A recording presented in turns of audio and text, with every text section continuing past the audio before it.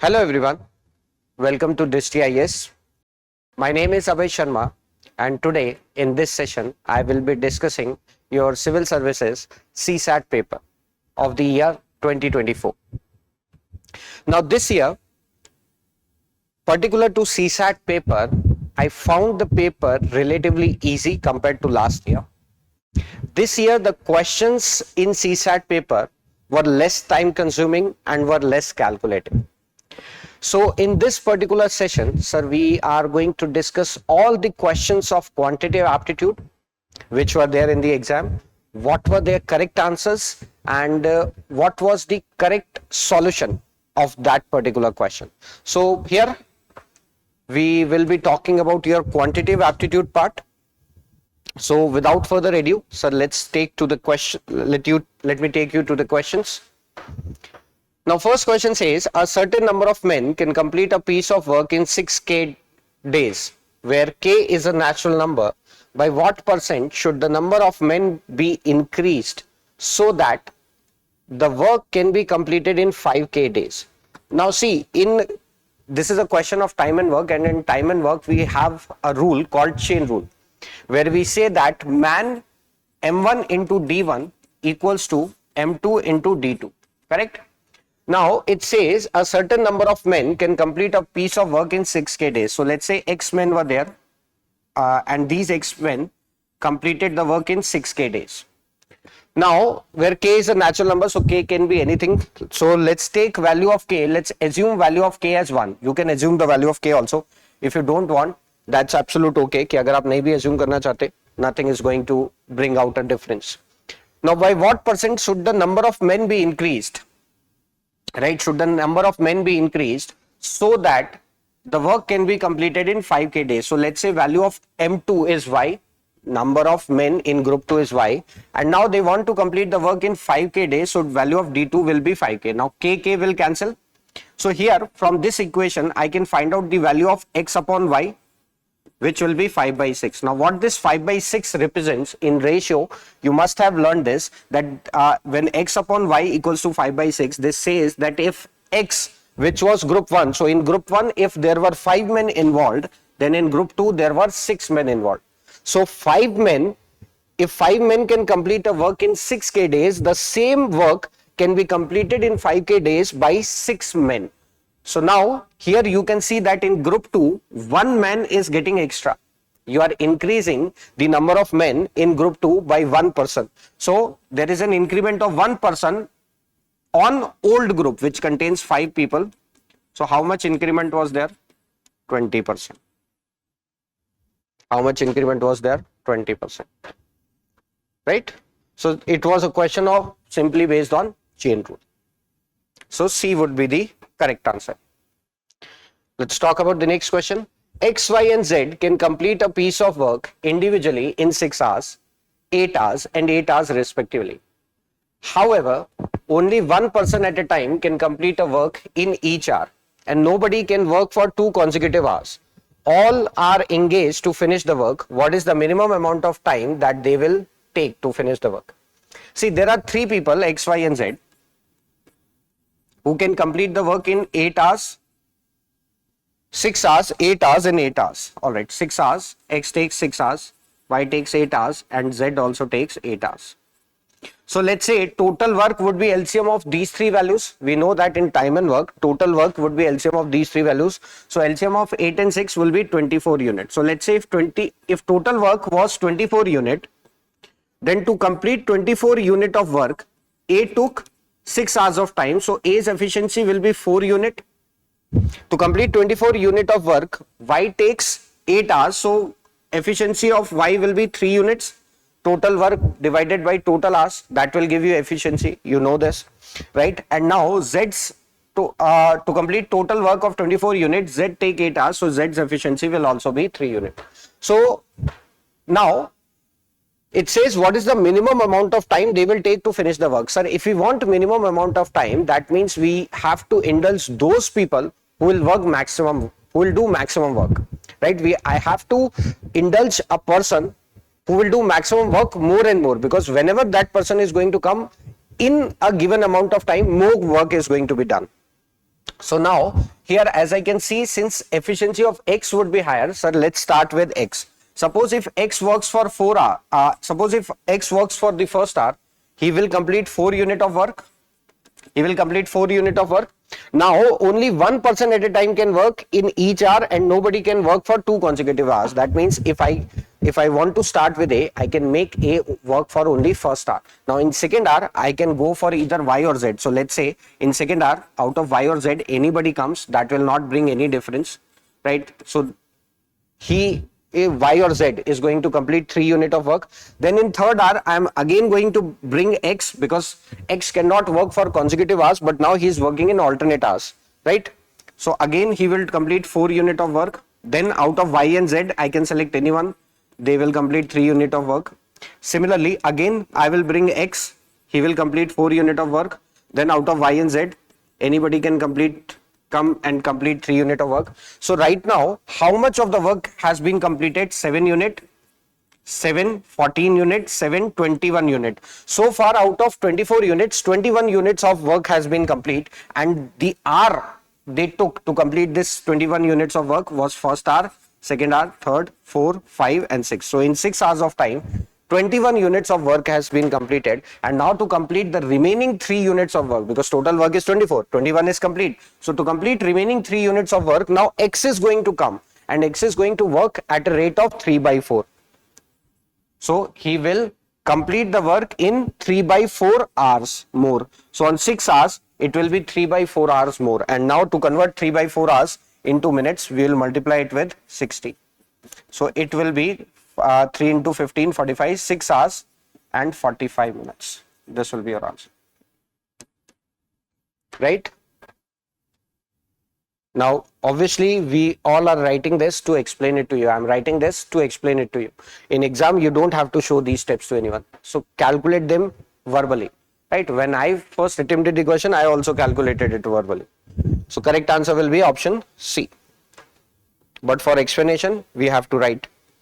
Now, how many consecutive zeros are there at the end of the integer obtained in the product 1 square, 2 to the power 4, 3 to the power 6, 4 to the power 8, 25 to the power 50. Now, you know that in any of the given expression, right, the number of zeros will always be equal to number of 5s available, because like 5 into 2 is going to give me a 0. Every time when there will be a 5 into 2, it will give me a 0.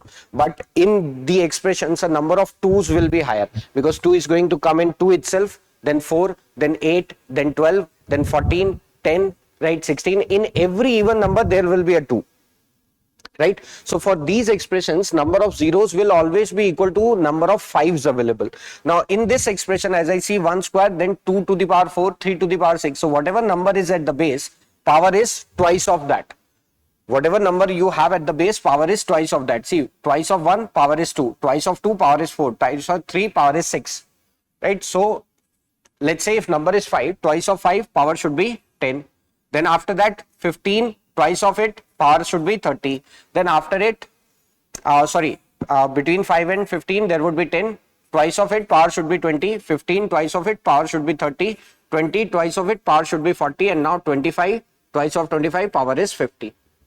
So now in these values, how many 5s are there? The number of 5s will be equal to number of zeros. Now 5 to the power in 5, number of 5 would be 1, and 1 to the power 10, number of 5s in 5 to the power 10 would be 10. Number of 5s. Right? Number of 5s in 5 to the power 10, because each 5 will have only one 5, and 10 times 5 such 5s will give me 10 5s. Now I can write 10 as 5 into 2.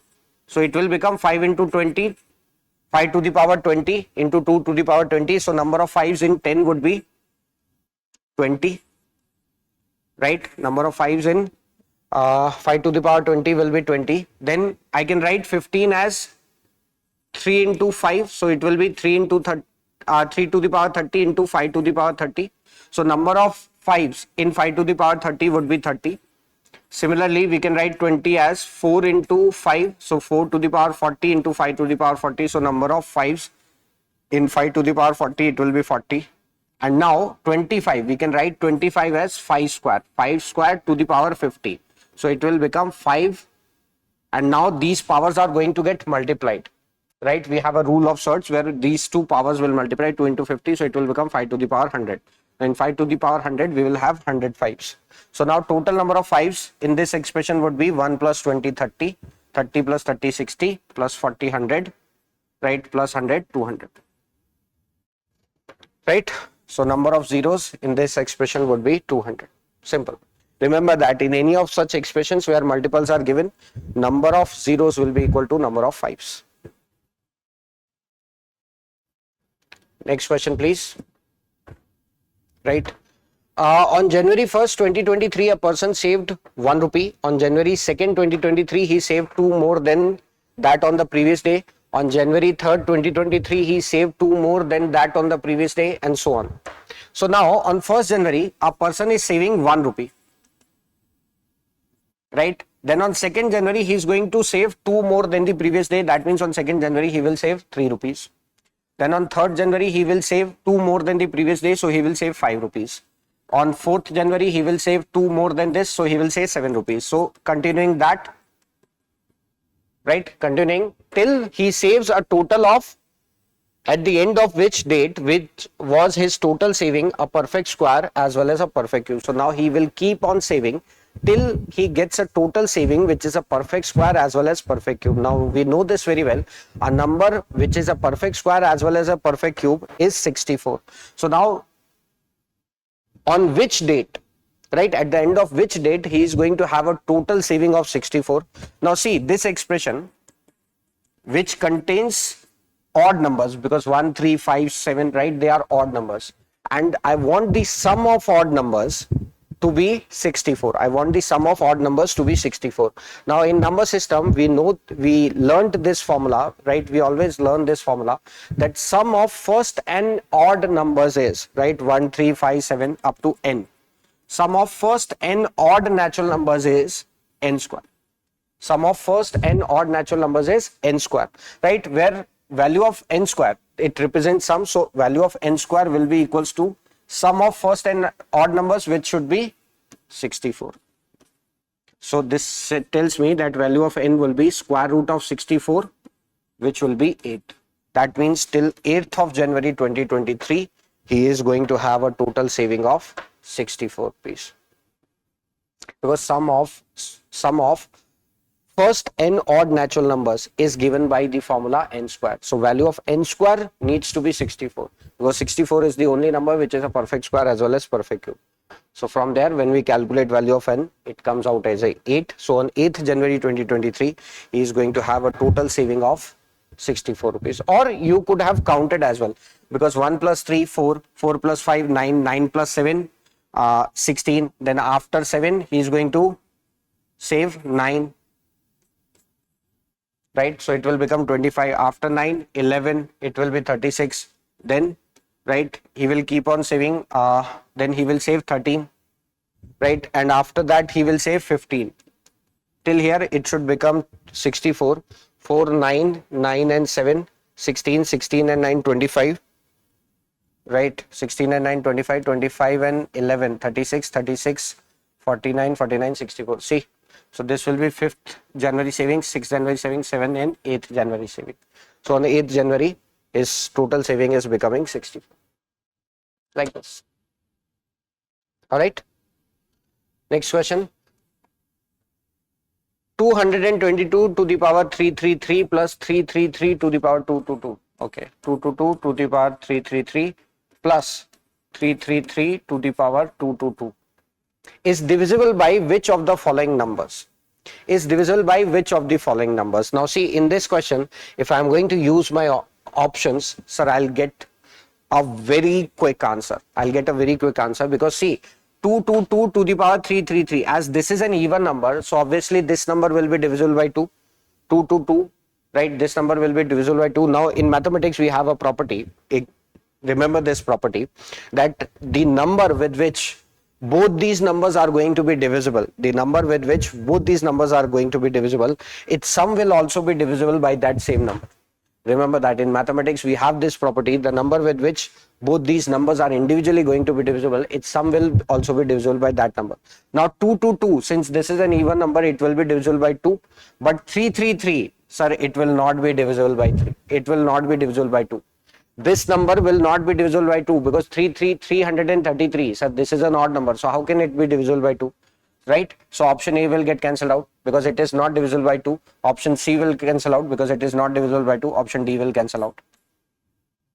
Option B will be my answer. Now see, I will prove this also. Now 2, 2, 2. Sum of these three digits is 2 plus 2 plus 2 is 6. Since sum of the digits is divisible by 3, the entire number will be divisible by 3. Sum of the digits of a number is divisible by 3, the entire number is divisible by 3. So 222 is divisible by 3. Similarly, sum of these three digits, 3 plus 3 plus 3 is 9. 9 is divisible by 3. This tells me that 333 is divisible by 3. Since both the numbers are divisible by 3, their sum will also be divisible by 3. And now divide 222 with 37. Divide 222 with 37. Right? It will be completely divisible, as well as this will be completely divisible. So our answer will be B, that it is divisible by 3 and 37 but not 2, because 333 is not divisible by 2. Alright, so this was an easy question. See, questions are property based, right? Now, what percent of water must be mixed with honey so as to gain 20% by selling the mixture at the cost price of honey? Right? So now in this question, let's say I have 100 grams of honey and I am selling that 100 grams of honey at cost price, which is 100 rupees. I am selling 100 grams of honey at a cost price. I bought 100 grams of honey at a price of 100 rupees. So 100 rupees is my cost price. Now I am selling, I'm telling my customers that I'm selling the honey at a cost price, but I want to make a profit of 20%. Now, to make a profit of 20%, I should add some water in my honey.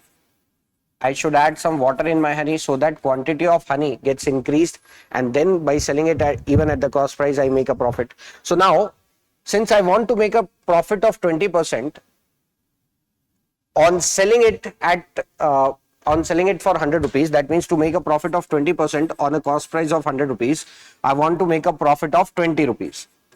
That means my selling price should be 120 rupees. Now, if I have bought 100 grams of honey for 100 rupees, that means 1 gram, cost price of 1 gram was 1 rupee.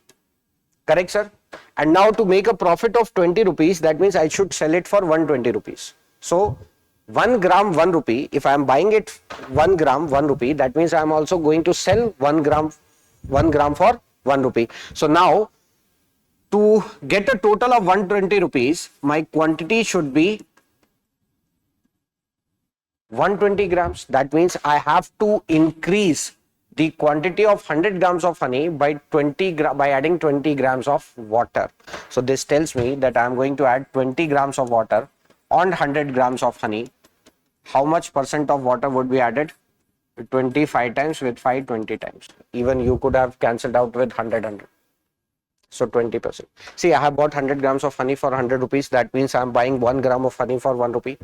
Now, I want to make a profit of 20% by selling this honey. That means on 100 rupees cost price, if I want 20% profit, that means I want to make 20 rupees profit. So I should sell my honey for 120 rupees.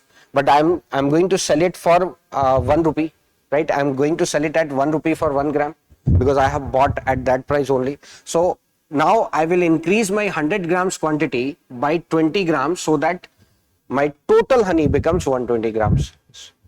Because when it becomes 120 grams, on selling it at a rate of 1 gram 1 rupee, right? At the rate of 1 gram 1 rupee, I'll make a profit of 20 rupees. So to make this quantity 120 grams, I should add 20 grams of water.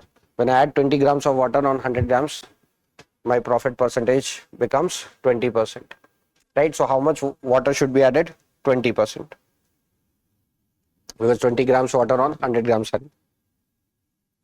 Next part, it says, what is the rightmost digit preceding the zeros in the value of 30 to the power 30? Now see, my expression is 30 to the power 30. I know that in surds we have a property p into q to the power n. So I can write 30 as 3 into 10. to the power 30. So this will become 3 to the power 30 into 10 to the power 30. Now you know that 10 to the power 30 is going to give you all zeros. 10 to the power 30 is going to give you all zeros, and now whatever unit digit that you get on 3 to the power 30, right, will be the rightmost digit preceding the zeros. Right, it will be the rightmost digit preceding the zeros. So now in 3 to the power 30, what will be the unit digit? For that we have to see the cyclicity of 3. Cyclicity is a number. Cyclicity is a number that cyclicity is the number in the power of a particular number from where unit digit gets repeated. Cyclicity is a number from where unit digit gets repeated. For example, 3 to the power 1, it is 3. 3 square, it is 9. Unit digit is 9. 3 to the power 3, unit digit is 7. 3 to the power 4, unit digit is 1. And 3 to the power 5, unit digit is again 3. So as you can see, after 3 to the power 4, since unit digit of 3 gets repeated, so cyclicity of 3 will be 4. So cyclicity is a number which comes in power, right, from where unit digit of a number gets repeated. So now if we divide this power 30 with cyclicity of 3, which is 4, let's see what the remainder is. 4 sevens are 28. My remainder will be 2. Now place this remainder in this 3 to the power 3 square, unit digit will be 9. So this tells me that rightmost digit of this number will be 9. Right, to find out unit digit of any particular number, you use the concept of cyclicity. Cyclicity is a number which you place in power. From that number, unit digits get repeated. After that number, unit digits get repeated. So maximum power of a number, you can say cyclicity is maximum power of a number after which the unit digits get repeated. All right. Next question. 421 and 427, when divided by the same number, leave the same remainder 1. How many numbers can be used as divisor in order to get the same remainder 1? Now see, when you divide 421 and 427 by the same number, they leave the same remainder 1. So now we have to find how many such numbers, how many such divisors are possible where remainder will be 1. So now as the difference between 421 and 427 is of 6, that means my divisors cannot be more than 6, because the difference between 421 and 427 is 6. So this tells me that my divisors cannot be beyond 6. So if my divisors cannot be beyond 6, that means my divisors will be 2, 3, 4, 5, 6. So let's divide 421 with 2. When I divide 421 with 2, my remainder will be 1. My remainder will be 1. And when I divide 427 with 2, again my remainder will be 1. So 2 is such a divisor, right? 2 is such a divisor where same remainder is coming. Let's divide 421 with 3. When we divide 421 with 3, remainder is 1. Similarly, when we divide 427 with 3, remainder is again 1. So 3 is second such divisor where remainder is 1. Now let's divide 421 with 4. Remainder will be 1. But on dividing 427 with 4, my remainder is 3. So 4 will not be such a divisor because remainder is different. Let's divide it with 5. When we divide 421 with 5, remainder is 1. But when we divide 427 with 5, remainder is 2. So 5 cannot be such a divisor. Then divide 421 with 6, remainder is 1. 427 with 6, remainder is 1. So now here 2, 3, 6, there are 3 such divisors where on dividing 421 and 427, we are going to get the same remainder. So 3 will be our answer. All right.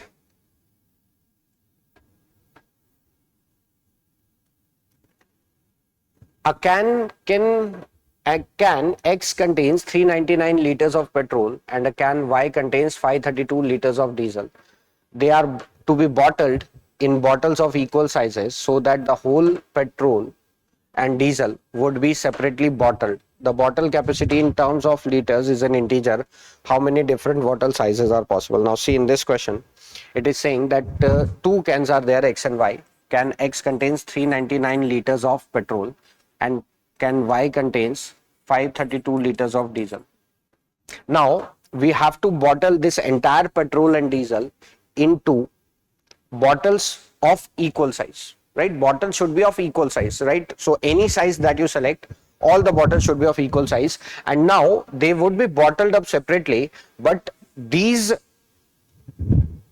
like when we are going to bottle these diesel and petrol, right, the can should become entirely empty, and it should be the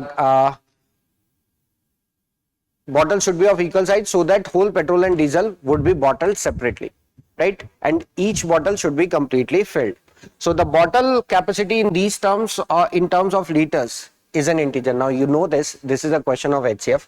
So let's find out HCF of 532 and 399. Dividing it with 3, it will become 133. Dividing it with 7, it will become 19. Dividing it with 19, it will become 1. 532 divided with 2, this will become 266. Again divided with 2, 133. Divided with 7, 19. Divided with 19, 1. So now he's asking me how many different bottle sizes are possible. Now see, HCF of this will be 17 into 19. So that means I can take, since 7 is common in both these, so I can take a bottle which is of 7 liters. 7 liters bottle is going to empty the entire petrol and entire diesel, right, in separate bottles. Then as 19 is also common, so I can take 19 liter of bottle which would empty, right, the entire petrol and diesel quantity. Plus I can take a bottle which is multiple of 7 into 19, that is 133, because 133 was also common there. So if I take 133 liter bottle, then also I can empty the entire quantity of petrol and diesel in separate bottles, right, where each bottle will be filled with equal quantity. So now how many different size of bottles are possible? 3. So this will be our answer, right? This was a question of HCF and LCM. You must have solved this question many a times while practicing. All right, let's see this. Consider the following statements in respect of the sum s equals to x plus y plus z, where x, y, z are distinct prime numbers, each less than 10. So x, y, z, my sum is x plus y plus z, where x, y and z each is a prime number less than 10. So prime numbers less than 10 are 2, 3, 5, 7. These are the prime numbers less than 10. My first statement says unit digit of s can be 0. So on adding 3 prime numbers, can my unit digit will be 0? Yes, because if I add these 3 prime numbers, 2, 3, 5, 2 plus 3 it is 5, 5 plus 5 it is 10. So in that case, unit digit of sum can be 0, right? On adding these 3 prime numbers, 2, 3 and 5, my sum is 10. Sum of 3 prime numbers can be 10. That means unit digit can be 0. Unit digit of s can be 9. Can sum of any 3 prime numbers where unit digit can be 9? Is there any sum possible? 2 plus 5 plus 7, it would be 14. Unit digit is not 9. 3 plus 5 plus 7, it is 15. Unit digit is not 9. So second is incorrect. Second is incorrect. That means option A, B and D would cancel out. Option C will be my answer. But let's check third also. Unit digit of s can be 5. Yes, it can be 5, because when we add 3, 5 and 7, unit digit of this sum, 3 plus 5 is 8, 8 plus 7 is 15. So unit digit of the sum can be 5 also. So third was also correct. So here our answer was option C, right? Fine. Next question. Two persons P and Q enter into a business. P puts 14,000 more than Q. Now P is putting 14,000 more than Q. Let's say two persons P and Q, they enter in a business. Q invested X rupees. So P invested 14,000 more than Q. So P is going to invest X plus 14,000. In that case, P is going to invest X plus 14,000. Next it says, but P has invested for 8 months and Q has invested for 10 months. So P's investment is for 8 months, Q's investment is of 10 months. Now you know that whenever two people, they in partnership, you must have learned this, whenever two people invest money in some business, the profit will be shared in the ratio of their total investment, where total investment is initial capital into time period. Initial capital into time period. right? And now it also says that if P share is 400 more than Q share, now P share is 400 more than Q share, that means difference in profit of P and Q is of 400. Difference in profit of P and Q is 400 because P share is 400 more than Q share. Out of a total profit of 2000, that means sum of profit of P and Q is 2000. Difference of profit of P and Q is 400 and sum of profit of P and Q is 2000. Now if we add both these equations, sir, minus Q plus Q will cancel out. P plus P, 2P, 400 plus 2000, it will be 2400. So if 2P is 2400, from here I can calculate value of P as 1200. If P is 1200, sir, Q will be 400 less than 1200, 800. So now profit of P and Q will be shared in the ratio 3:2. Profit of P and Q will be shared in the ratio 3:2, right? So now P's investment, let me write it here. P's investment is X plus, P's investment is X plus, I am not sure whether this ink would be visible or not. This should be. P's investment is X plus 14,000 divided by Q's investment is 10x equals to 3/2, right? Equals to 3/2. Now with 2, this will cancel out 5 times. So cross multiply, it will become 2x plus 28,000 equals to 15x. Correct? अच्छा, x plus 14 into 8 तो करना ही रह गया. So let's multiply this with 8 as well. So this will become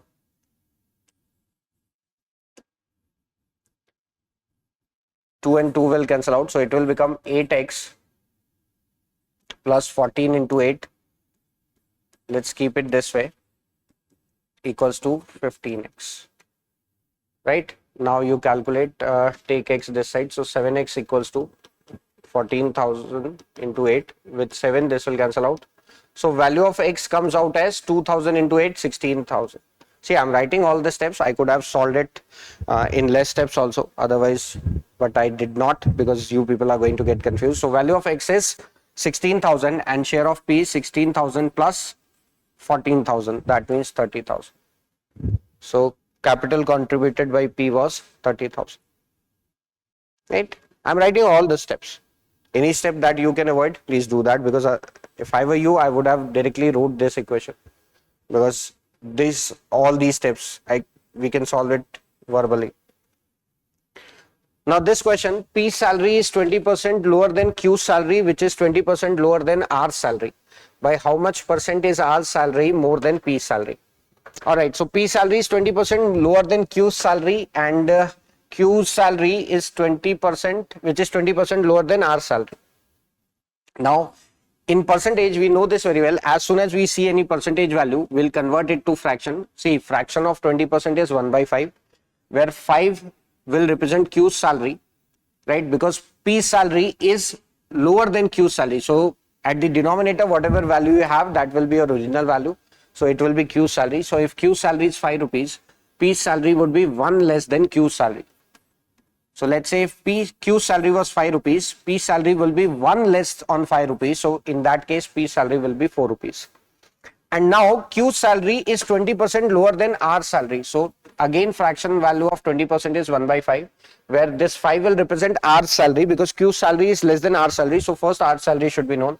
So if 5 rupees is R salary, on every 5 rupees of R salary, Q salary is 1 rupee less.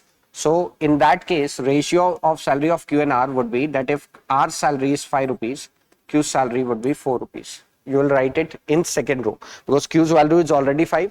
Now you are assuming Q's value to be 4. If someone has a confusion, sir, first you have taken Q's salary to be 5. How can you take Q's salary to be 4? So this was our assumption. If I can assume for one time, I can assume for second time also, I can assume for third time also. If you can make an assumption for first time, you can make assumption for any number of times. Now here, as you know, 5 will be copied, here 4 will be copied, right? So now total salary would be 4 into 4, 16. If P's total salary is 16, then in that case, Q's salary is 20, R salary is 25. So now my question was, R salary is how much percent more than P's salary? Now as you can see, when P's salary was 16 rupees, our salary was 25 rupees. So our salary is 9 rupees more. 9 rupees more on 16 rupees. In terms of percentage, 100 with 4, 25 times, 4 times. So 9 into 25, 225 by 4. So 4 5s are 20, 4 6 are 24, 56.25%. So this will be our answer.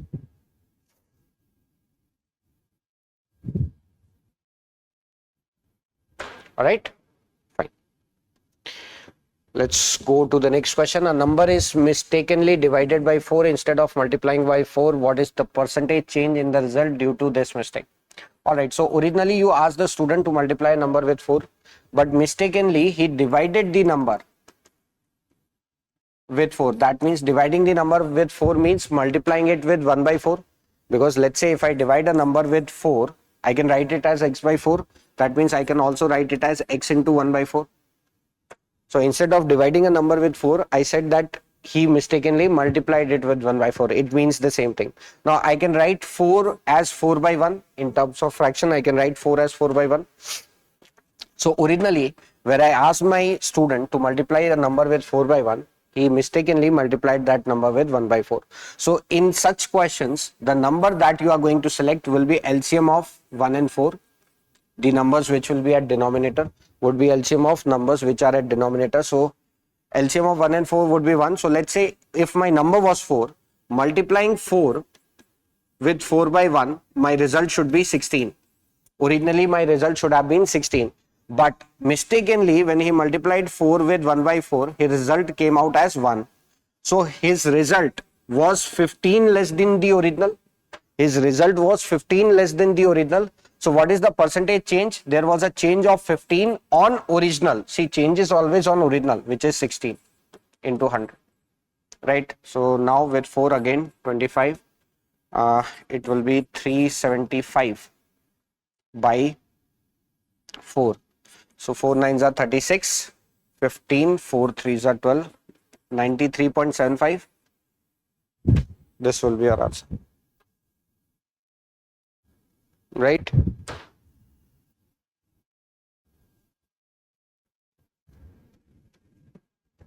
There was a change of 15 less. See, we took the number to be LCM of numbers which are at denominator 1 and 4. So number was 4, multiplying it with 4 by 1, my result should have been 16. But mistakenly when he multiplied 4 with 1 by 4, his result came out as 1. So there was a change of 50. Next question. In an examination, 80% of the students passed in English, right? 70% students passed in Hindi and 15% failed in both the subjects. So this is a question of Venn diagram, right? If you want, you can put this question in reasoning also. Let's solve it in aptitude. Now, this left circle represents people who passed in English and right circle represents people who passed in Hindi. Right? So this is variable A, variable B, variable C, and this is variable D. Variable D represents people who failed in both the subjects. So now my question says 80% of the students passed in English. Now within the circle of English, how many variables are there? A and B. So A plus B value is 80. Right? And now it says 70% of students passed in Hindi. That means B plus C value, it will be 70. Right? And now 15% failed in both. So value of D will be 15. Okay? But this also tells me, see, if 80% students passed in English, 15% failed in both. So if 80% students passed in English, that means 20% of the students are going to fail in English, right? If 80% of the students are passed in English, 20% are going to fail in English, right? Similarly, if 70% of the students are passed in Hindi, all right, we will do it this way. So now we know that sum of all the variables of this Venn diagram is 100%. Now we have value of A and B. We need to calculate the percentage of students who failed only in one subject. So if A represents people who passed in only in English, right? C represents people who passed only Hindi, right? And B represents people who passed in both the subjects. So now if I somehow find value of A and C, because people who are passed only in English, that means they are failed in Hindi, one subject failed, and people who are passed in Hindi, which is represented by C, that means they are failed only in one subject, that is English. So now we have to find out value of A plus C, right? We have to find out value of A plus C. Now value of D is 15%. If I take it over there, A plus B plus C, it will become 85%. Subtract 15% from this. Now value of B plus C is already there, which is 70%. So value of A will be 85 minus 17. 85 minus 70, that is 15%. And now if I place value of A here, sir, value of B will become 80 minus 15, that is 65%. So if value of B is 65%, place it here. Sir, value of C will become 5%. So value of A is 15%, value of C is 5%. My answer will be 20%. A plus C will be 20%.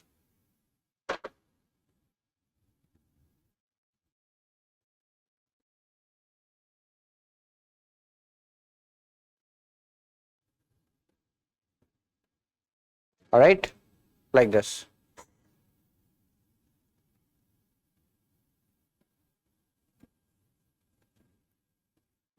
Fine. This question where it says, a father said to his son, N years back I was as old as you are now. My present age is 4 times your age N years back. If the sum of the present ages of father and his son is 130 years, what is the difference of their ages? See, let's say father's present age is F years and son's present age is S years. Now, N years back, father said, N years back I was as old as you are now. So I'm going to solve this question. See, if you want, you can solve this question through options also. But let me show you the basic method as well, right? How you should have approached that.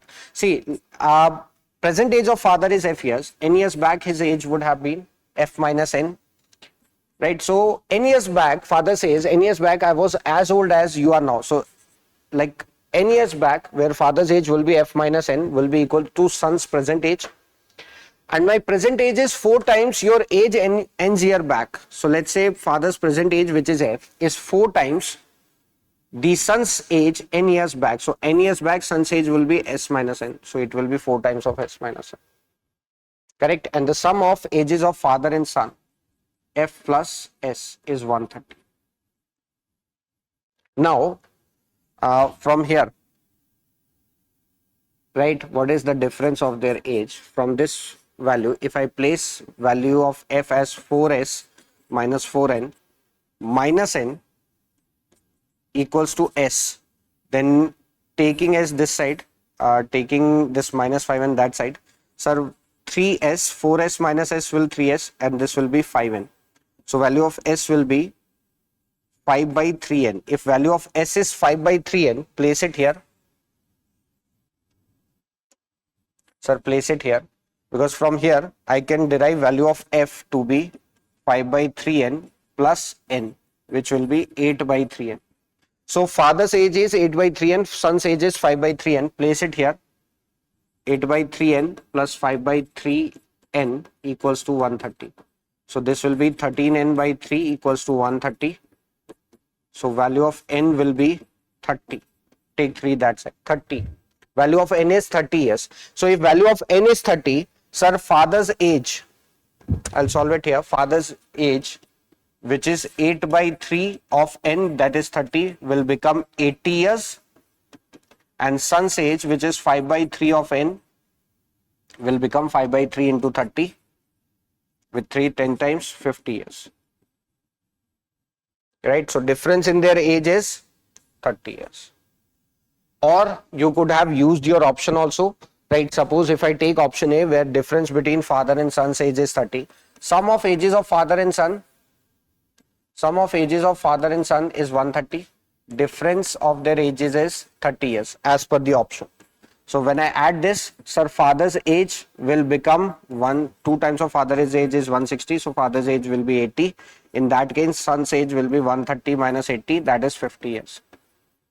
Right? So now I will see this N years back. Right? N years back, I was as old as you are now. So now father's age is 80. Now 30 years back. 30 years back, he will become equal to the son's present age, which is 50, right? So n years value, I got 30.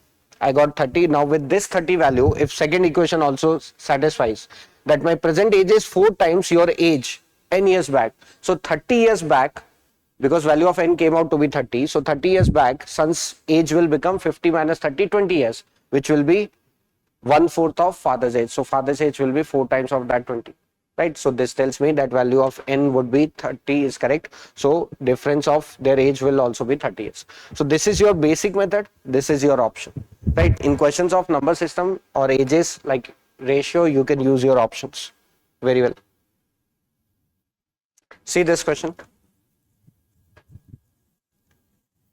Right, in this question, consider the following: 1000 liters is equals to 1 meter cube. So this is correct. 1 metric ton is 1000 kg. Is also correct. 1 hectare is 10,000 meters square. This is also correct. Which of the above are correct? 1, 2 and 3. All were correct. 1, 2 and 3.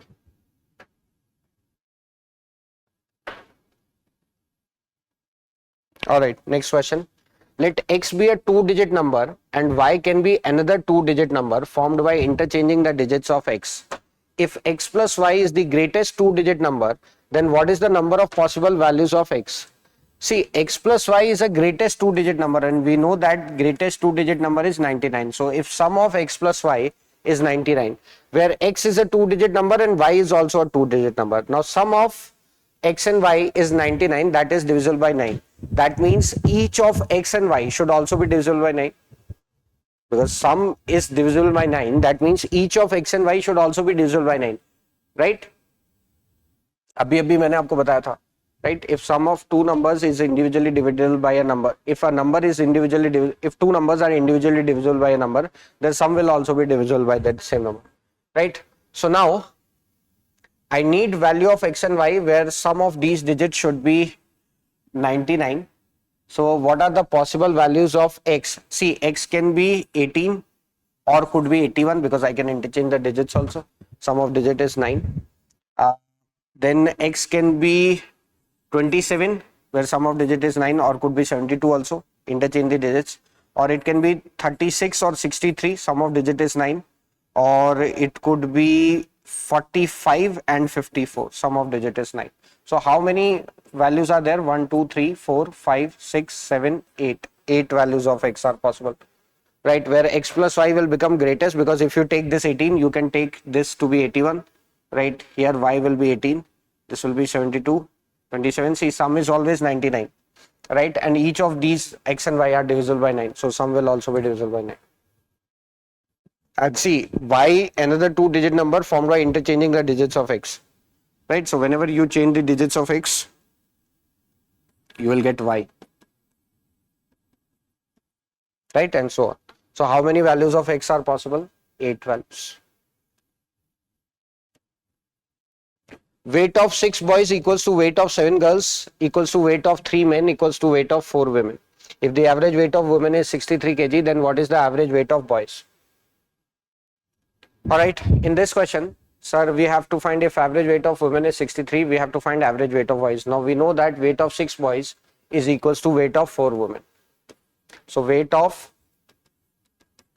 6 boys equals to weight of 4 women.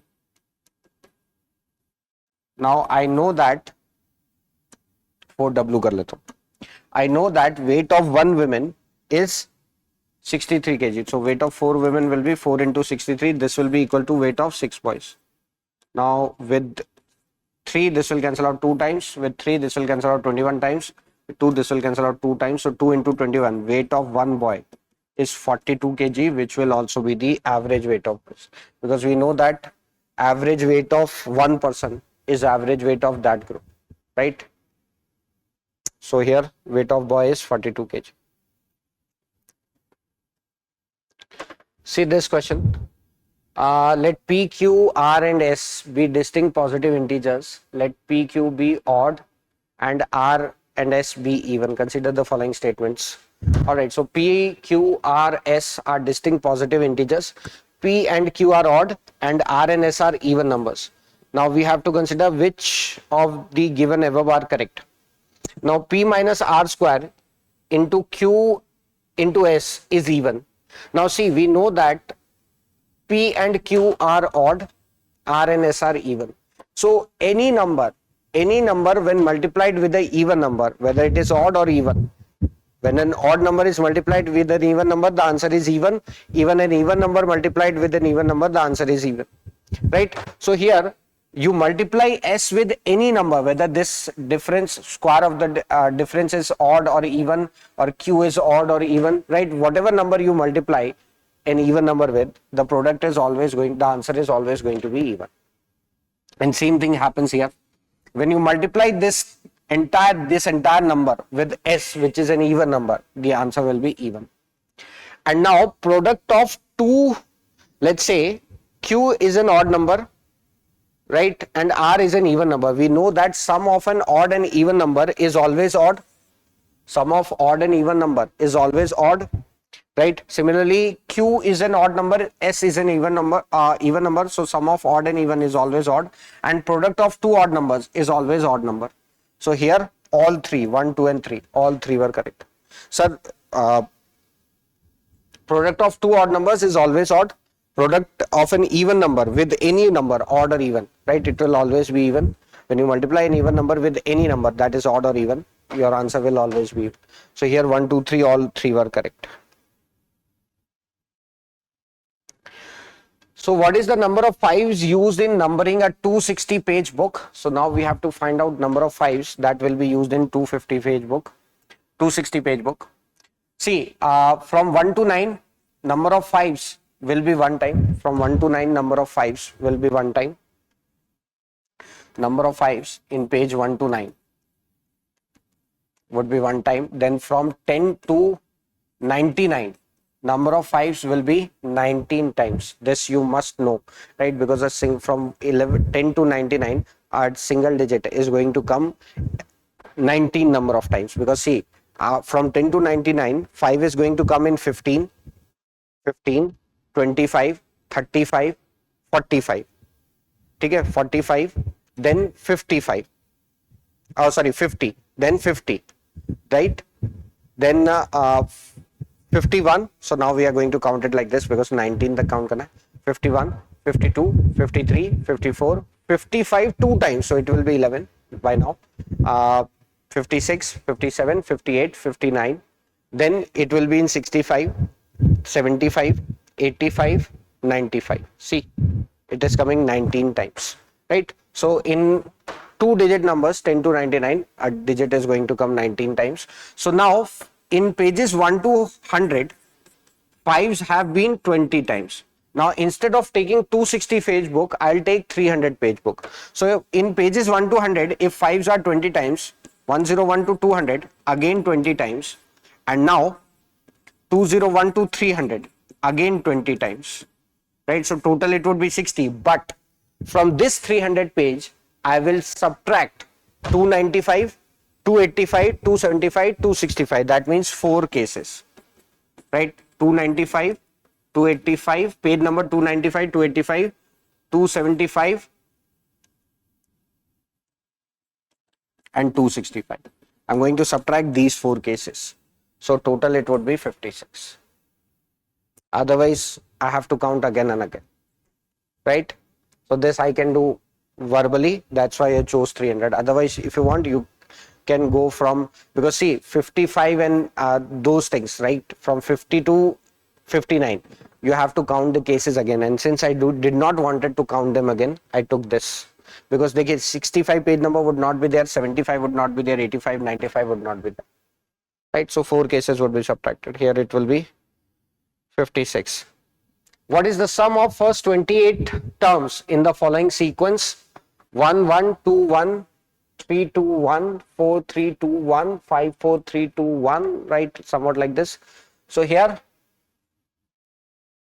let's say we will make it like this: 1 term, then 1, 2, 2 terms, 1, 3, 2, or you can write 1, 2, 3, 3 terms, 1, 4, 3, 2, 4 terms, 1, 5, 4, 3, 2, 5 terms, right? So next time it will be 6 terms, and next time it will be 7 terms. We have to keep adding them till we get 28 terms. So far how many terms have we got? 1 term, plus 3, 3 terms, 6 terms, 10 terms, 15, 21, 28 terms. So we know that in 28 term, it will be 7. Oh, sorry. It will be 1, 7, 6, 5, 4, 3, 2.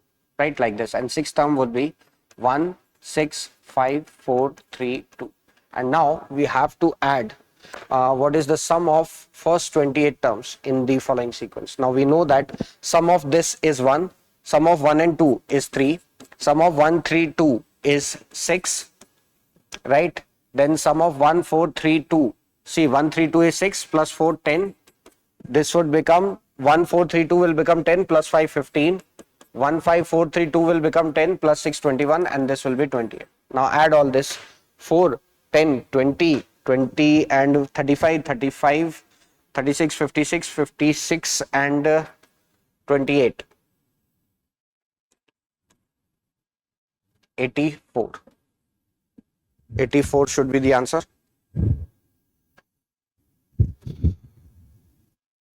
See this. It should be 84.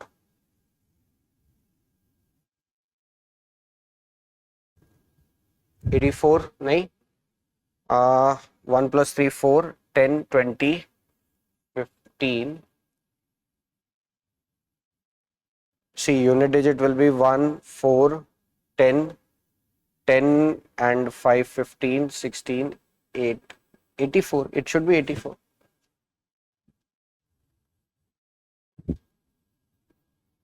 Right? All right. Next. A person buys 3 articles P, Q and R for 3,330. If P costs 25% more than R and R costs 25% more than Q, then what is the cost of P? See, the total of PQR is 3,330. P costs 25% more than R. So convert this 25% to fractional value. That will be 1 by 4. That means if R's price is 4 rupees, P is 25 more. 1 more on every 4 rupees. P's price will be 1 more on every 4 rupees. And R's cost 20% more than Q.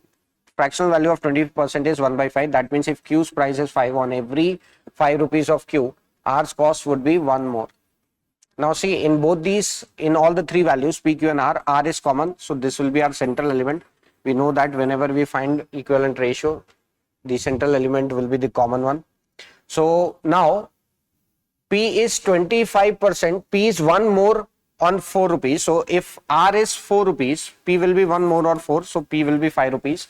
And now between R and Q, if Q is 5 rupees, R will be 6 rupees. Now copy 4 here, copy 6 here. So P's price, if total P is 30 rupees, R will be 24 rupees and Q will be 20 rupees. So now when P is 30, R is 24 and Q is 20, total will be, let's say P is 30x, this is 24x, 20x, total will be 74x. So 74x equals to total 3330. So value of x निकाल लेंगे यहाँ से 45 times. 45 times value of x will be 45. So now cost of P will be 30 into 45. That is 1350. 30 into this 1350.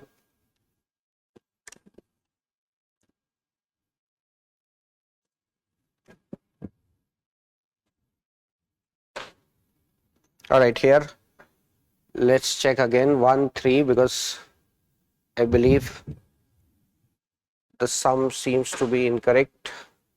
This would be 21 28. So 8 plus 1 9, 9 plus 5 14, 14 6 20 24. I am getting 84 only. Right? Is there anything that I haven't added? 1 2 3 3, it will be 6. Then this will be 4 terms 10. This will be 5 terms 15, 21 and then 28. Because 7 will be added till 6, it will be 21. 25 and 10, 35. I am getting 84 only. Is there any term that I am missing? 1, 2, 3, 4. 5, 5, this will be 6 terms, 3, 3, 6, 10, 15, 21, 28. So we have to find out the sequence of first 28 terms. सही तो है 3, 3, 6, 10, 15, 21 and 28. Alright, so sum should be this only.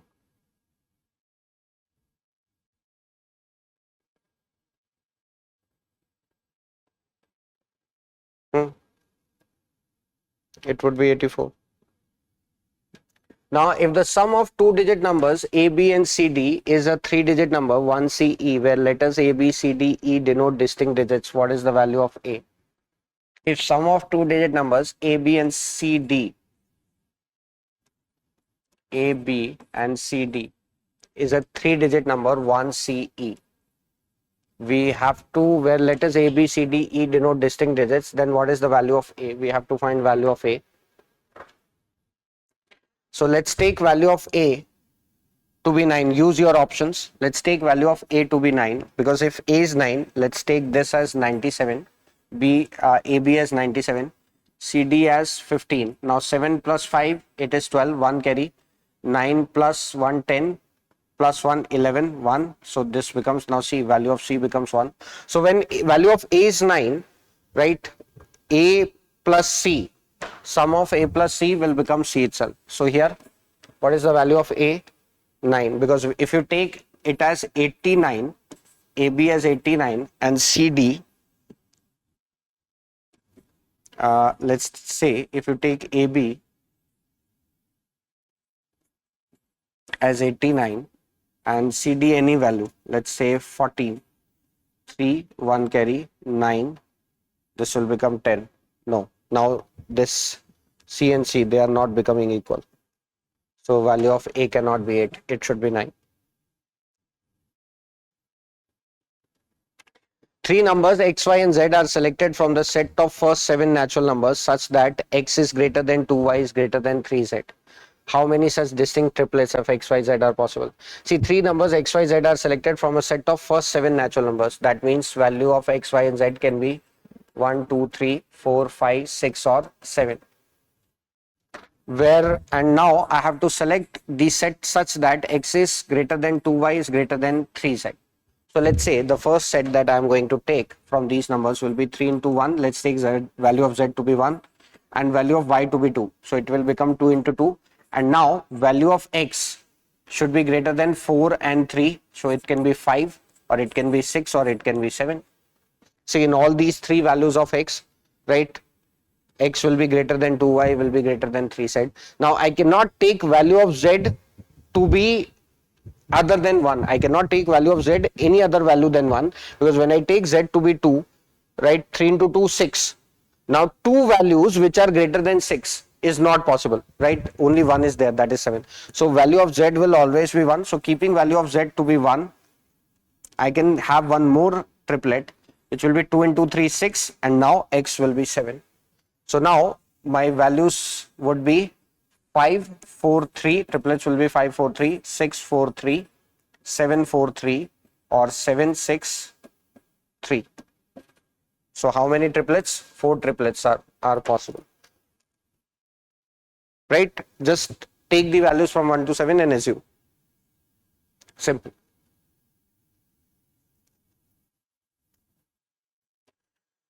So the total cost of 4 oranges, 6 mangoes and 8 apples is equal to twice the total cost of 1 orange, 2 mangoes and 5 apples. Consider the following statements. Total cost of 3 oranges, 5 mangoes and 9 apples is equal to total cost of 4 oranges, 6 mangoes and 8 apples. Right? So now total cost of 4 oranges, let's say 4O, 6 mangoes and 8 apples is equals to twice the total cost of 1 orange. So twice the total of 1 orange, twice of 1 orange, that means it will be equals to the cost of 2 orange, twice of 2 mangoes, 4 mangoes and twice of 5 apples, 10 apples. Now on solving this, if I take orange this side, 2 orange, if I take mango this side, it will be 4 mangoes, right? And take apples this side equals to 2 apples, not 4, it will be 2 mangoes. 2 mangoes will be equals to 2 apples. So now this tells me that cost of one orange, one mango is equals to one apple, because 2 will cancel out. So cost of one orange, one mango will be equal to one apple. So second statement is correct.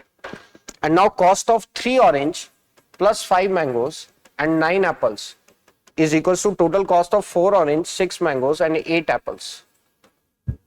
So now if I take orange this side, it will be 1 orange, mango this side, it will be 1 mango, and apples this side equals to 1 apple. So here also it is ultimately 1 orange plus 1 mango equals to 1 apple. So second is also correct.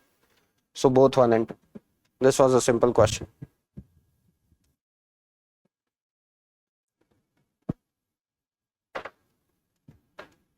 Right? The equation was same, just different values were took. See this question, 32 to the power 5 plus 2 to the power 27 is divisible by. Now I can write 32 to the power 5 as 2 to the power 5 whole power 5 plus 2 to the power 27. So this will become 2 to the power 25 plus 2 to the power 27. Now if I take 2 to the power 25 common, this will become 1 plus 2 to the power 2. So that means 2 to the power 25 into 1 plus 4, which will be 5. So you know that whenever 2 gets multiplied by 5, its product will be 10. That means number will be divisible by 10, because 2 into 5, it will give me 10. So number should be divisible by 10. All right.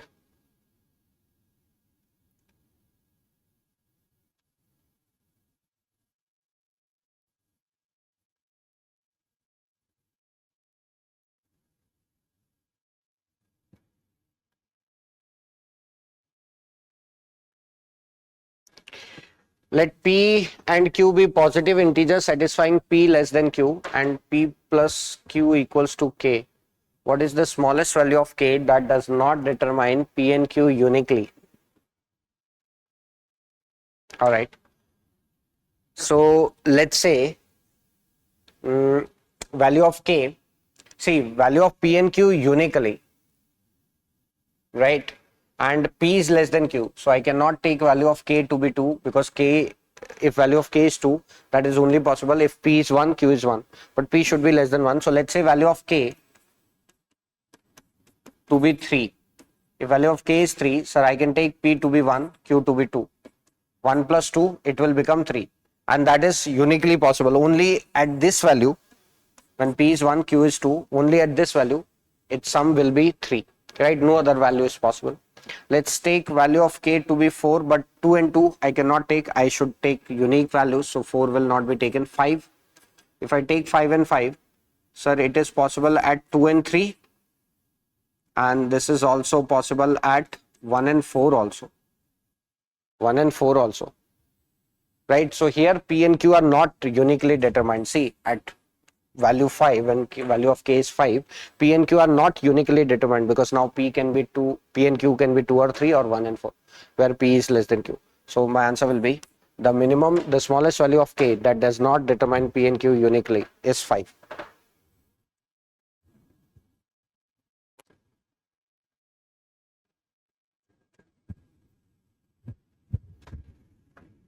All right.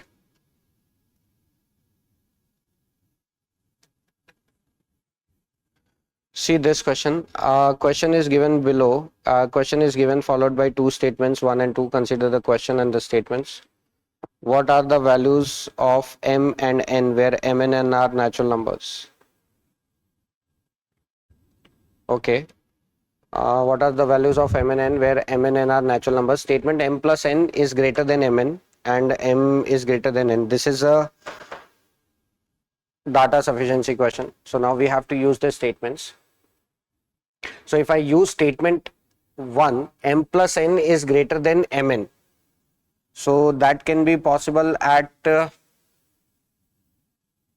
any values, right? Where n value of N is 1. Let's say at value of N is greater than N. So let's say value of M is 2, value of N is 1. Now 2 plus 1, it is 3. So 2 plus 1, it is 3, which will be greater than 2 into 1. That is 2. Right? Or you can take the value of M and N as 3 and 1, because 3 plus 1, it will be greater than 3 into 1. So 3 and 1 is also possible. Similarly, 4 and 1, 5 and 1, 6 and 1. So if I use statement 1 alone, I'm not going to get the values of m and n. I'm not going to get definite values of m and n, because now, sir, m and n can be anything, right? It could be any value, 2, 1, 3, 1, 4, 1, 5, 1. So using statement 1 alone, I cannot answer my question. Now, using statement 2 alone, can I answer? The product of mn is 24. Product of mn is 24. That is possible. Is it possible at different values? And value of m should be greater than this. So it is possible at 24 and 1, 12 and 2, then 8 and 3, 6 and 4. Right, so still it is possible, because if value of m is 24, n is 1, so product of m and n will be 24. Value of m is 12, n is 2, product will be 24. Value of m is 8, n is 3, product will be 24. So at multiple values this is possible, right? So statement 2 alone will also not answer. Now if I combine statement 1 and 2, sir, if I combine statement 1 and 2, m plus n is greater than mn, and product of mn is 24. Now product of mn is 24. That is possible. See, I told you that m plus n will be greater than mn, right? The sum of the numbers will be greater than its product only when one of the number is 1, right? So now product should be 24 with one of the value as 1. That is only possible when 24 into 1 would be there. It will be greater, and 24 plus 1 will be greater than 24 into 1. So now we are getting unique values of m and n, that m will be 24 and n will be 1. So combining both the statements, we will be able to get to our answer. So the question can be answered by using both the statements together. Option C.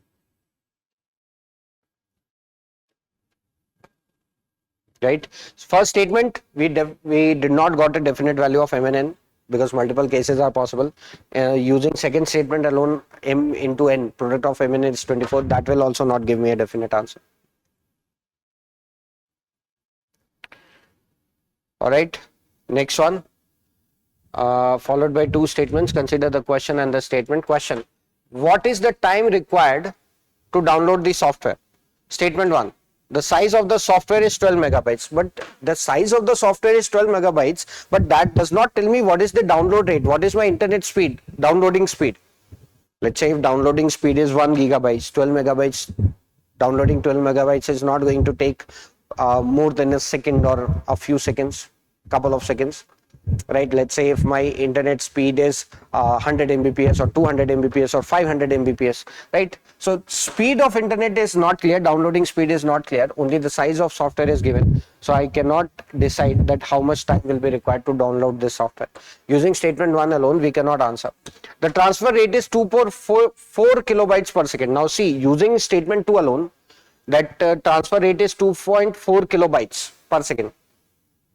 That is also not going to tell me the answer, right? Because now the size of software is unknown, because transfer rate is 2.4 kilobytes per second, but what is the size of the software, that is unknown. So I cannot decide using statement 2 alone. But if I combine both these statements, that size of the software is 12 megabytes and now the transfer rate is 2.4 kilobytes, now I can calculate by dividing the size of the software with transfer rate. So the question can be answered by using both the statements together. Option C. All right. Next one. What are the unique values of x and y where x and y are distinct natural numbers? Right, x and y are distinct natural numbers. Statement 1, x upon y is odd. Statement 2, xy equals to 12. So now we have to find out unique values of x and y where x and y are distinct natural numbers. Now see, using statement 1 alone, I cannot decide because it says x divided by y is odd. So x divided by y is odd. That is possible for many such numbers, right? 12 divided by 4, 6 divided by 2, right? So that is possible for many such numbers where division of x and y will be odd. So 6 divided by 2 will give me an odd number, 12 divided by 4 will give me an odd number, right? 15 divided by 3 will give me an odd number. That is possible for many values. Now statement 2 alone, x into y is 12. Now x into y is 12. That also does not give me unique values of x and y because it is possible for 1 and 12 or 12 or 1. I can interchange their values also, right? 3, 4 or 4, 3, 2, 6 or 6, 2, right? So that is also not possible. So unique values of x and y cannot be determined by statements alone. Now let's combine them. X upon y is 12 and x into y is 12. Now x into y is 12, where x should be greater because x upon y should be an odd number. So that is possible at 12 and 1. That is possible at 6 and 2, where product is 12. That is possible at 4 and 3. Possible at 4 and 3. All right. So these values are possible. Now their products is 12, but now let's see at what value x upon y it gives me odd. 12 divided by 1, so this will not give me an odd number, right? The quotient will not be an odd number. Then 6 divided by 2, it will give me an odd number 3. 4 divided by 3, this will give me a decimal number, so I will not take this. So 6 divided 2, 6 divided 2 gives me an odd number, and 6 into 2 also gives me 12. 6 divided by 2, right? So combining both the statements, I can get unique value of x and y. So my answer would be that the question can be answered using both the statements together, but cannot be answered using statement one alone, using either of these statements alone. All right, let's take this question. This is also data sufficiency. A certain amount was distributed among x, y, and z. Question: who received the least amount? Who received the least amount? All right, x received 4 by 5 of what y and z together received. Now x received 4 by 5 of what y and z together received. So this tells me that x upon y plus z equals to 4 upon 5. X upon y plus z, their ratio of sharing x and the ratio of x and y and z together, the ratio will be 4 upon 5. So this tells me that if x receives 4 rupees, then y and z together receives 5 rupees, but y and z together they receive 5 rupees. This does not tell me that who received more, whether y received more or z received more, right? So using statement 1 alone I cannot answer. Similarly 2 alone says that y received 2 by 7 of x plus z. So y ratio of y upon x plus z will be 2 by 7. This 2 by 7 signifies that if y received 2 rupees, the total amount that x and z received is 7 rupees. So this also does not tell me that who received more, whether x received more or z received more. Using statement 2 alone, I cannot answer. But if I combine them, now see, value of x is 4, then in that case value of y plus z is 5, out of which value of y is 2. So value of x is 4, value of y is 2. Now place value of y 2 here, so 2 plus 3. It will be 5, then in that case value of z will be 3. Now see, this satisfies the entire condition because x is 4, 4 plus 3 it will be 7, 2 plus 3 it will be 5. So x received 4 rupees, y received 2 rupees and z received 3 rupees. So this tells me that y received the least amount. So combining both the statements I can answer. The question can be answered by using both the statements together. C.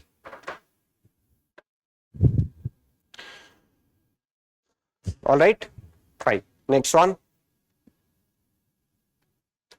A question is given followed by two statements, 1 and 2. Consider the statements and question and the statements. Question: if the average marks in a class are 60, then what is the number of students in the class?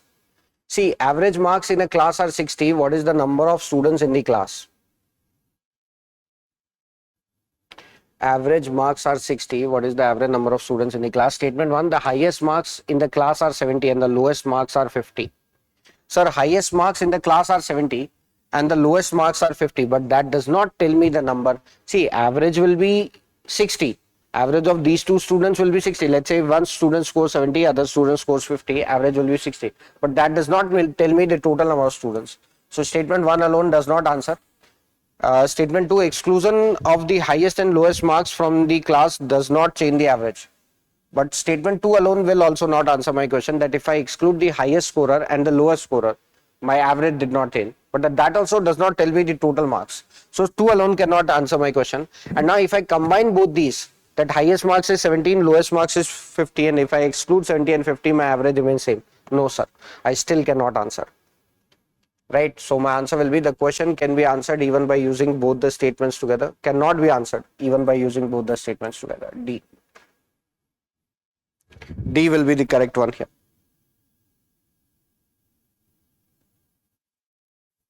D will be the correct one.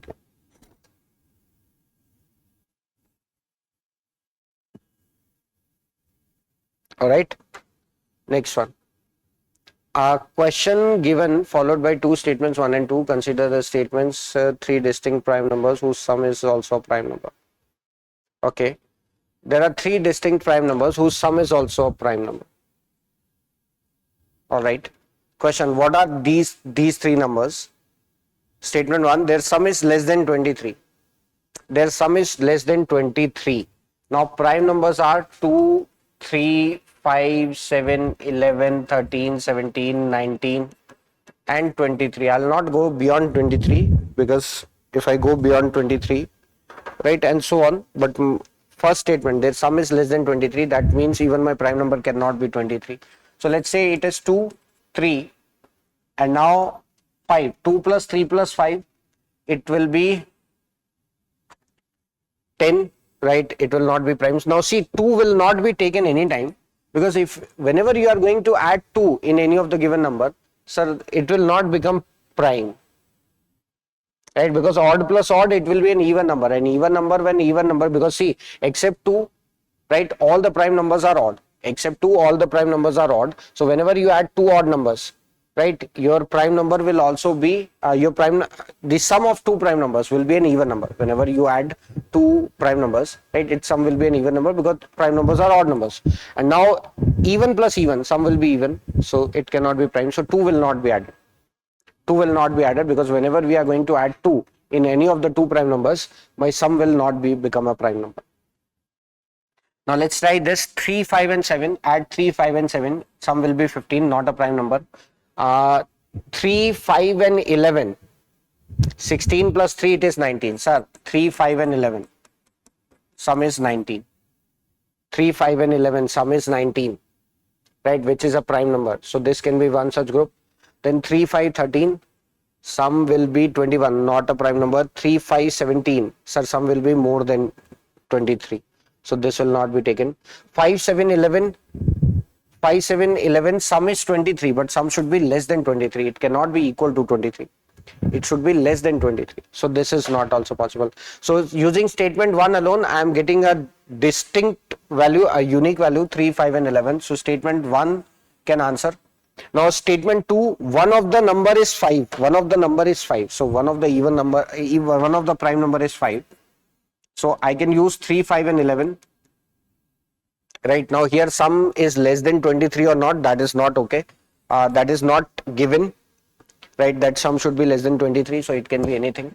So let's say it is 5, one of the number is 5. Now we already saw that 5, 7 and 11, the sum is 23. So one of the number is 5, that does not give me unique values of these three prime numbers. It can be anything. So statement 2 alone cannot answer my question because it is not giving me a unique value. So my answer will be that the question can be answered by using one of the statement alone, but cannot be answered using the other statement alone. Option A. Right, option A.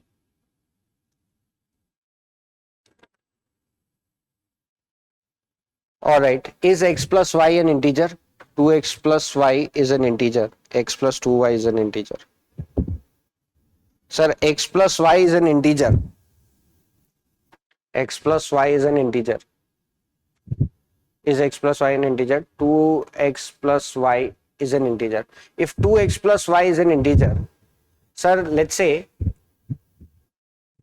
if 2x plus y is an integer, but that does not tell me anything about y or x. Because if 2x is an integer, sir, y should be an integer. That is correct. If 2x is an integer, y should be an integer.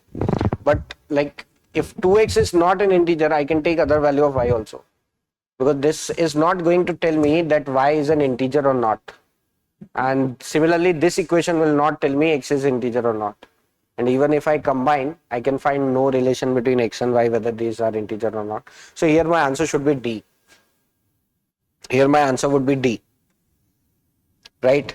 Because let's say if I take value of x, because I can take value of x and y in decimals also. Let's say if value of x is 1.5, 2 into 1.5, it will be 3. So now I can take y as 1 or 2 or any integer value. So in that case, it will be integer. But let's say if x is 1.3, 2 into 1.3, it will be 2.6. So now y will be 1.4. Now y is in decimal, right? But its sum will be an integer, right? So x plus y, now 1.4. Similarly, if I take here y as to be 1.3, y has to be 1.3, then 2 into 1.3, and now if I take this, now x plus y, 1.4 plus 1.4, it will not be an integer. However, 1.4 into 2 into 1.3 will be 2.6, 2.6 plus 1.4, it will be an integer. So even by combining, now if you are going to combine and if you are going to take the same value, right, then also it will not be an integer. Sir, here relation of x and y cannot be found. So the question cannot be answered using both the statements alone, both the statements together. All right. Now this one. A question is given followed by two statements, 1 and 2. Consider the questions. A person buys 3 articles P, Q and R for 50 rupees. Right? A person buys 3 articles P, Q and R for 50 rupees. The price of Q is 16, which is the least. So P plus Q plus R, it is 50 rupees, where Q is of 16 rupees. So this tells me that P plus R would be of 34 rupees. If you take 16 to the other side, it will get subtracted. Now, what is the price of article P? The price of P is not more than that of R. So price of P is not more than that of R. That means price of P is not more than that of R. And now if price of P is not more than that of R, so that does not tell me what exactly is the price of P. Price of P is not more than that of R. That does not tell me what is price of P, because if it is not more than that of R, it could be less than that of R. Could be less than that of R or could be equal to R. Could be less than that of R or could be equal to R. But less, how much less? That is not given. Similarly, so statement 1 alone would not answer. Statement 2 alone, the cost of R is not more than that of P. Now see, cost of P is not more than that of R, cost of R is not more than that of P. See, statement 2 alone will also not answer. But if I combine, now this tells me, as I read both the statements, this absolutely tells me that if P is not more than R and R is not more than P, that means both P and R will be equal. And if their sum is 34, that is only possible when P is 17, R is 17. Right? So here my answer would be C. Here my answer would be C, because both the statements are telling me. See, if I am going to calculate them individually, it would take time. But if I read both the statements simultaneously, I see that P is not more than that of R and R is not more than that of P. That tells me only possible when P is equals to R. That is only possible when P becomes equals to R. All right.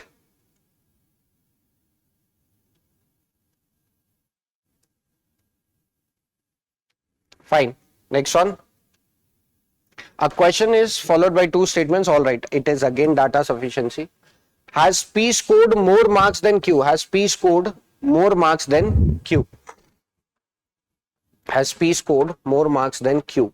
The sum of marks scored by P and Q is equal to sum of marks scored by R and S. But that does not tell me the relation between P and Q. So statement 1 alone would not answer, because P plus Q equals to R plus S. So from this, I cannot determine the relation between P and Q. Similarly, using statement 2 alone, the sum of marks of P and S is more than that of sum of marks of Q and R. So sum of marks of P and S is more than Q and R. So from this, I can decide that no, still I cannot decide between P and Q.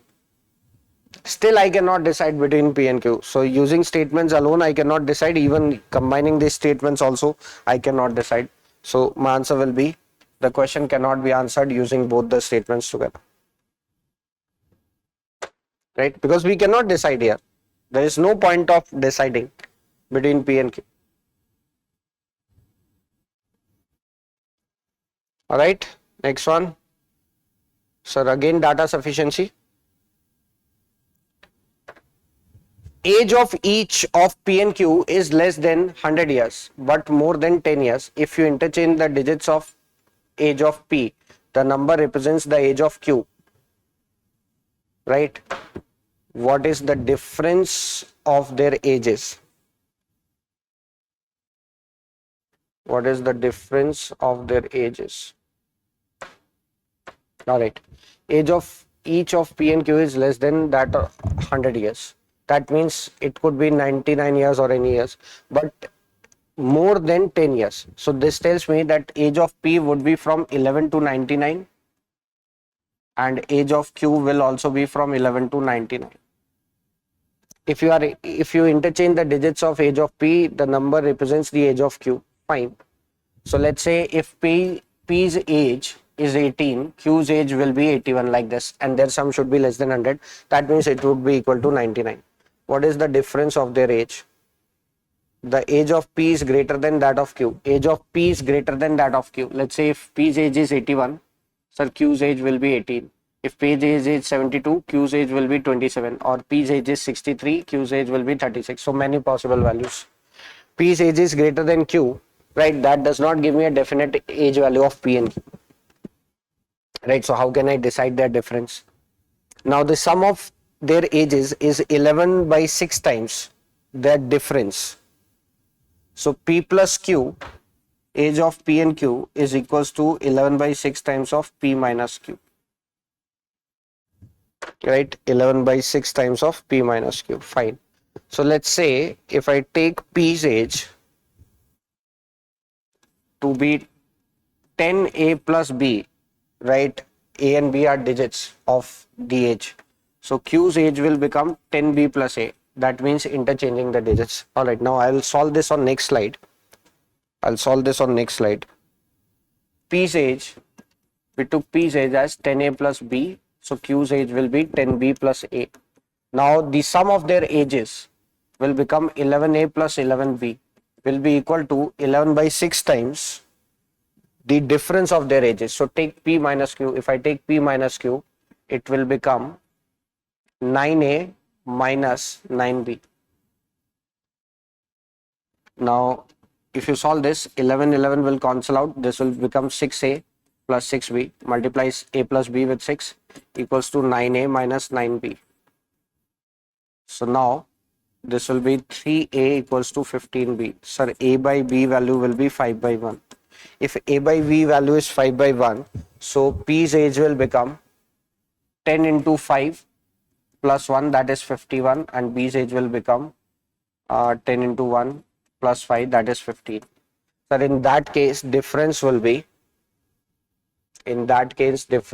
a constant number, right? So this is correct. If you want to take Q minus P as well, suppose if you don't, P plus Q will be 11A plus 11B, right? Will be equals to 11 by 6 times of. If you want to take Q minus A, because you can take Q minus A as Q minus P also, that will give you 9B minus 9A. So 11 will cancel out. Take 6 this time. 6A plus 6B equals to 9B minus 9A. So now this will become 15A equals to 3B. So A by B will be 3 by 1. 3 by 15, which will be 1 by 5. So this will not give me the answer, right? So I have to take P minus Q. That would be correct, because P minus Q would be correct because age of P would be greater than Q, right? Dekh lijiye, right? So now this tells me, as I can see, that using statement 1 alone I cannot answer, but using statement 2 alone I can answer my question. Using statement 2 alone I can answer my question. So here my answer will be, the question can be answered by using one of the statements alone.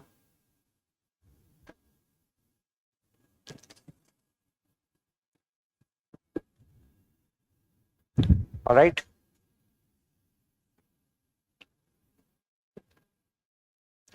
If P means greater than, Q means less than, R means not greater than, S means not less than, and T means equal to, then consider the following statements. If 2x, S 3y, 3x, T 4z. All right. So now, first statement, 2x, S means not less than. Not less than means greater than equal to. 2x is greater than equals to 3y. and 3x t means equal to, so 3x equals to 4z. Then 9y, p means greater than, 9y is greater than 8z. Now we have to see whether this is correct or not. So now if I take LCM of this, so multiplying this entire equation with 3, it will become 6x, and multiplying this entire equation with 2. So now it will be 6x is greater than 9y. So 6x is equals to 8z. Now replace 6x with 8z. So this tells me that 8z is greater than equal to 9y. So this tells me that first is incorrect. First is incorrect. Right? Similarly, try second one. Similarly, you try the second one, that x q means less than, x is less than 2y, and y r z, y r means not greater than means less than equal to z. Then x r means not greater than, that means less than equal to z. So if I multiply this with 2y, it will become 2z. So x will be less than 2z, but x will be less than equal to z. This I cannot say, right? So this I cannot decide here. So here my answer will be neither 1 nor 2.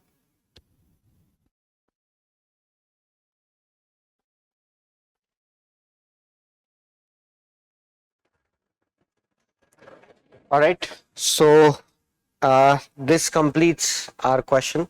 So, sir, in this session, we took all the questions which were asked in your Civil Services 2024 exam in quantitative aptitude part. We have took their solution, and we saw what were their respective answers. So I hope that you all have enjoyed this session, and you all must have learned a lot from this session. So thank you so much for watching this session. Sir, please keep learning, keep smiling. For more informative content, like, share and subscribe, and do not forget to press the bell icon to get the notifications.